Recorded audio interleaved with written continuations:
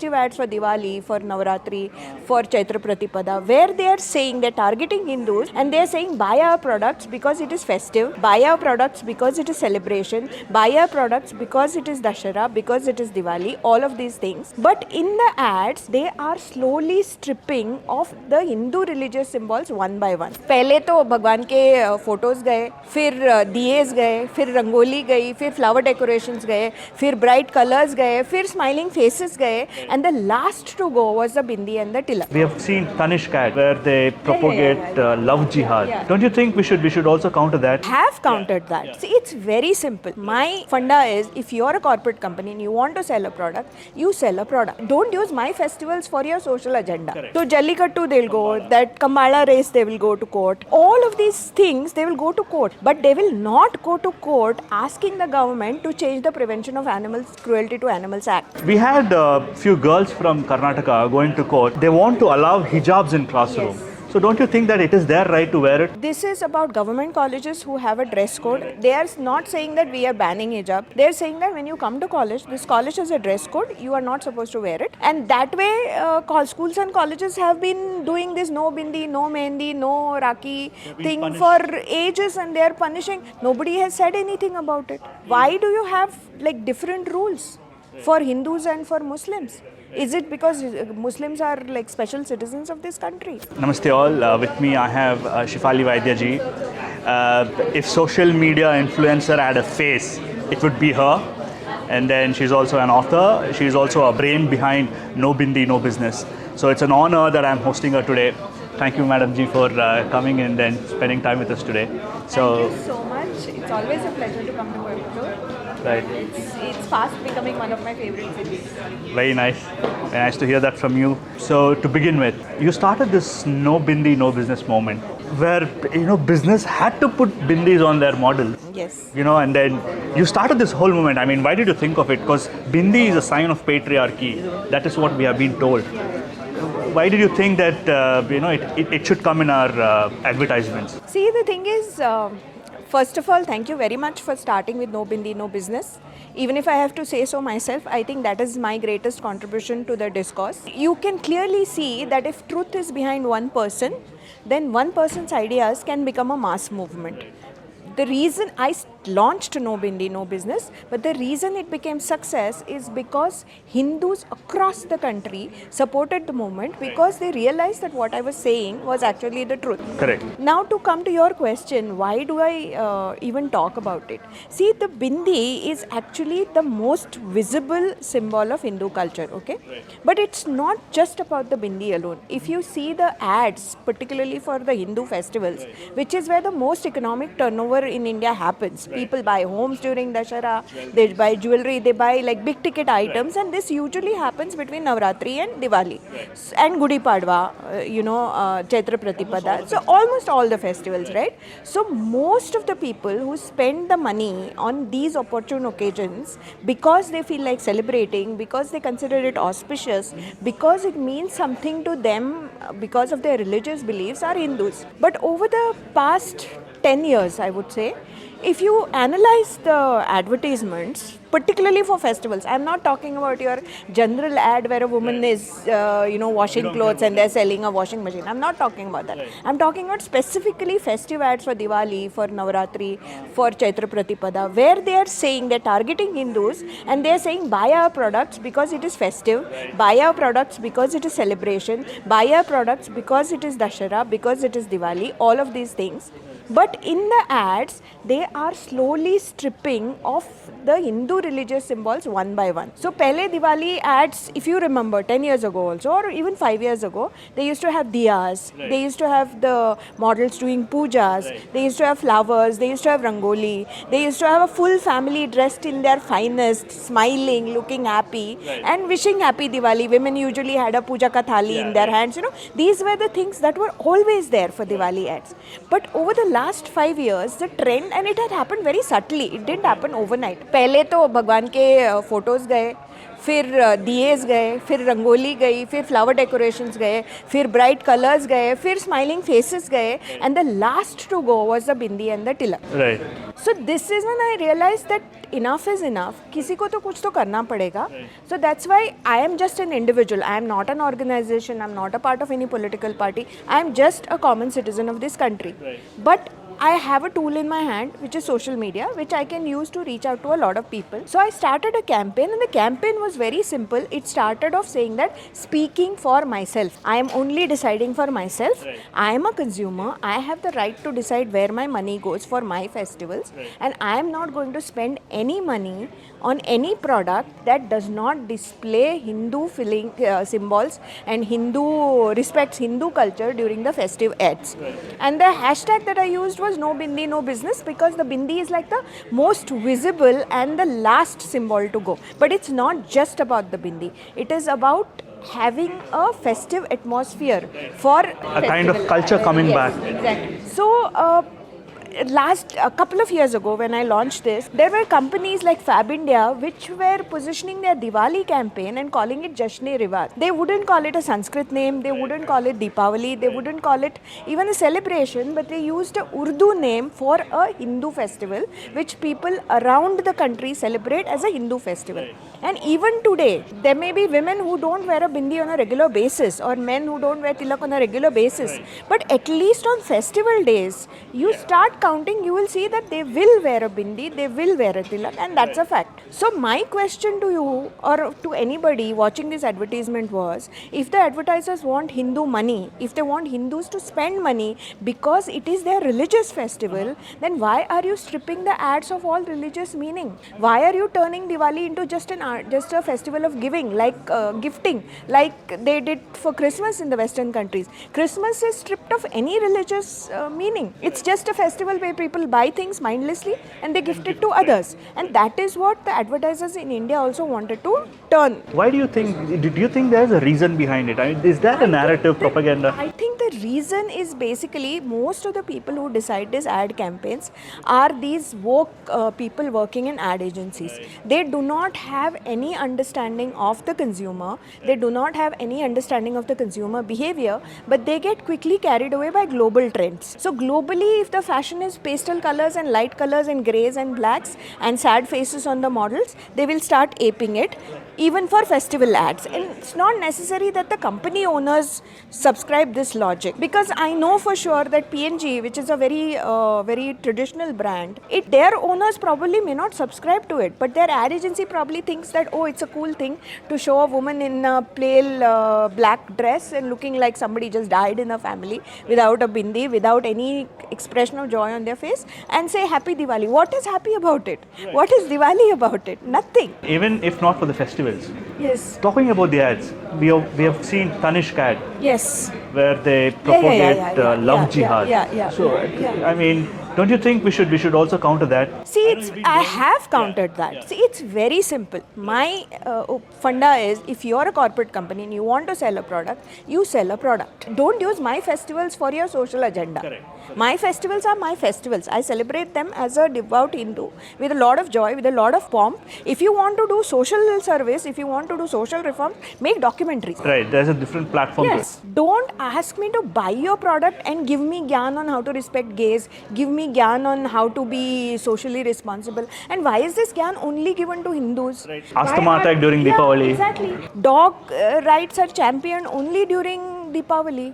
So nobody talks about the animal rights when cows are slaughtered every year for Eid, or Bakris are slaughtered every year for Eid. Even animal rights, so-called quote-unquote animal right activists like PETA, they will absolutely shut up when it comes to Bakri Eid. They will do some bleating nonsense about this year, have a vegan Eid or whatever. But they will not insult, they will not... they tried doing that on a Bakri Eid. They tried did it, and that girl basically, she got insulted. Yes. I don't know, God saved her. But the point is, they are not doing it. They did it like once, and even then, they will never say out loud. See, PETA goes to courts. It claims itself to be an animal rights agency. It has lawyers, it has a lot of money. So it goes to courts every year, basically inventing issues and trying to stop Hindus from celebrating their festivals. Jallikattu. So Jallikattu they'll go, that Kambala race they will go to court. Then elephants, temple elephants in Kerala and Tamil Nadu, they will go to court.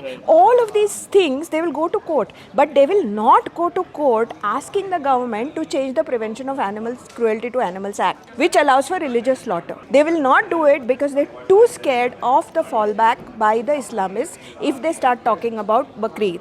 So Hindus are soft targets. That is the reason. No, the sacrificing of animals is prohibited for Hindus. No. Even for Hindus, it's okay. If you can establish that it's a religious tradition that has been going on, like it's happening in Kamakhya and all, it's okay. But that is not because of Hindus. Okay. They have to allow it for Hindus because they have to allow it for Muslims. Okay, Hindus, you cannot exclude Hindus. Right? You cannot say only Hindus cannot sacrifice. That's not possible. But they're not doing, they have not passed the law, they have not made the loophole for Hindus. Okay. Not at all. They have created this loophole only and only for the Bakrid slaughter. And every year, thousands and thousands of innocent animals get sacrificed in the most cruel, brutal way. And this provision is there. So if you're really an animal rights activist organization, then you would go to court and you would pressurize the government to change the law, wouldn't you? But they wouldn't do that. They give Person of the Year awards. Till date, they have not given a Person of the Year to a single Jain sadhu, to a single person who runs a cow shelter, to a single person, single Madhva mutt who advocates vegetarianism. Never. Who are their Persons of the Year? Some Sonam Kapoor who says she doesn't eat meat and then she carries a 5 lakh purse of lamb leather or cow leather or whatever. Or Shilpa Shetty who cooks mutton. Or what's her name? That Dia Mirza who says she doesn't want tissues because tissues are environmentally damaging, but she has a private pool in her home and she has 4 SUVs whose fuel efficiency is like 2 kilometers per liter. So this hypocrisy, it's like mind-boggling.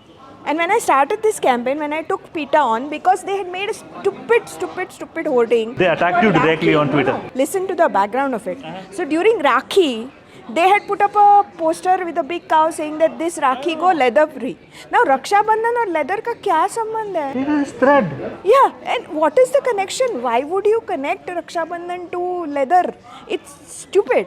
So when I criticized it, when I asked them these same questions, ki why have you not made a single Jain sadhu or a single Madhva Mathadish your Person of the Year? Why are you never speaking about Eid? Why is all your animal activism only for Hindu festivals? They attacked me directly. They called me a snake, which is organization doing it, and then they got chickened out, then they blocked me, and then Commune Mag wrote an article on this whole issue. So they wrote a scathing email to the editor there asking him to take down the article. He said, I'm not going to. What are you going to do? So they threatened legal action, which of course they didn't follow upon because they couldn't.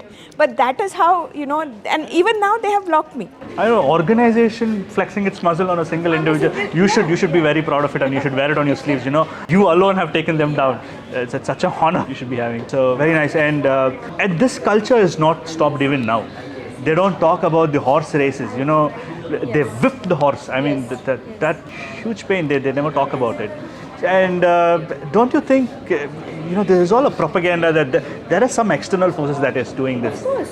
Where does the money for PETA come from? It comes from stupid Indians also, but it mostly comes from outside India. And so you have PETA's chairperson, that's some lady, I forget her name. So she flies on business class with a carbon footprint that's a mile long to India and then makes stunts like she will dress up like an elephant and or she will strip all her clothes and put up a kiosk and she will pretend to take a shower to save water. I mean, this is nothing but a publicity thing. If you really want to work for animal conservation, then actually work for animal conservation. Put your money into reviving water sources. Put your money into building lakes to conserve water. That they will never do. They will only do these stunts and they will say, oh, we are doing this. If you are an animal rights organization, how much money have you paid to a single cow shelter? They have not. It's not there on website. Yeah, they have not. They don't. Their idea of animal activism is A, to go to courts and to get Hindu practices stayed or banned. And their second thing is make stunts like this so that they get money and they brainwash young children, because the children feel that, against animal cruelty or whatever. They get carried away. They don't want to Then fly no. kites because Yeah, pigeons will die. exactly. They don't have anything about KFC. Yeah, they won't. They will never have anything about KFC, because chicken or they will do some random tweet saying that don't eat chicken. But that is not the same as going on a systematic campaign, systematic publicity campaign banning a Hindu festival.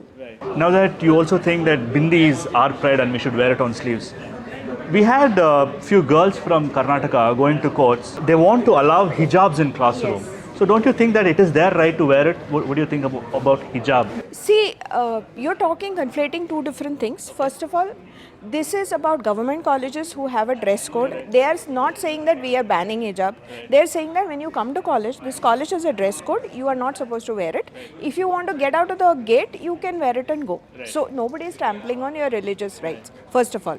And that way, schools and colleges have been doing this no bindi, no mehendi, no raki thing for ages, and they are punishing. Nobody has said anything about it. Why do you have like different rules for Hindus and for Muslims? Is it because Muslims are like special citizens of this country? No, I mean, looking at the way they are treated, I feel so. Because you see, in Pakistan, I've never seen people protesting that we want to wear hijab. It is only the radical nations that, if you don't wear hijab, I'll kill you. Misha Amini, she was killed for not wearing hijab. So, and then we have politicians going abroad saying that, India is not the safest country for minorities. So, do you think so? Because you've been... Of course not. Who minority? Ask a Parsi if he has ever felt unsafe in India. Are they not minorities? Are they not minorities? There are 40,000 people living. Have they ever complained? Ever. They are the leaders in professions today. They are the leaders in entrepreneurship today. They are such a small community. Have they ever felt any persecution? The Jews, they came to India when they were being persecuted by Islamists. Yes, and they have never ever, everywhere in the world they have been persecuted. In India they have never been persecuted. A Jewish person became a Lieutenant General of the Indian Army. Are they not minorities? Are we asking them anytime, do you feel unsafe? So why is that this particular minority, which is actually the second largest majority, which is almost, there are no census figures, they say 20%, but I would say it's much more than that. Why is it that that community is always playing victim all the time, even when they are perpetrators? Why are they always feeling unsafe? They are the ones who walked in Udaipur into that tailor's shop and killed him in broad daylight. They are the perpetrators, they are the killers. Why are they pretending to be the victims? And courts blamed Nupur for instigating all that. Yeah. And Anand Ranganathan ji's book, I mean, it's such an eye-opener. I don't know, even judiciary plays that way. Yeah. We can't, anything you say, there will be a contempt and things like that. Yeah, so, and then we also had this protest, or what do you say, stand and, support for Hamas. It happened in Bangalore, it happened in Mumbai. So what do you have to say about it? How can you support a terror organization? It happened. Right? I know it did, but I am saying if you are a decent human being, if you have any decent human values, then it doesn't matter what your religion is, it doesn't matter what your culture is, it doesn't matter whether you believe in a god or not. But if you are a decent human being, how can you condone rape? How can you condone beheading of babies? How can you condone holding senior citizens who cannot even move out of their wheelchair hostage? These are crimes against humanity. So how can anybody call it resistance and call it for support? I don't understand. That is because the whole ideology is like that. I'm not making this story, right? I had an opportunity to report from a protest site in Bangalore. One of the Muslim lady, she said, if you call Hamas a terrorist, then you should call Indians also a terrorist because we fought against the British.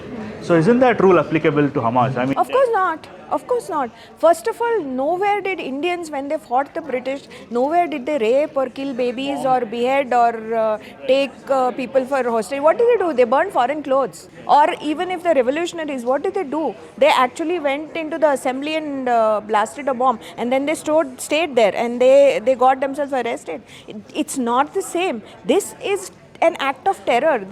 And if you justify it, then I'm sorry, you are as much as a terrorist as a Hamas guy. Thank you so much for throwing light on all the issues that we wanted to talk today. We would like to host you again on a few more topics. I know there's so much of noise here. I wanted to elaborate the session, but then looking at the noise, right? So every time you come to Bangalore, I wish you come to the studio, proper setup, and then we can host a podcast with you. It was very nice talking to you. Thank you for your time. Thank you for inviting me. It was a pleasure talking. Pleasure talking to you. Namaste.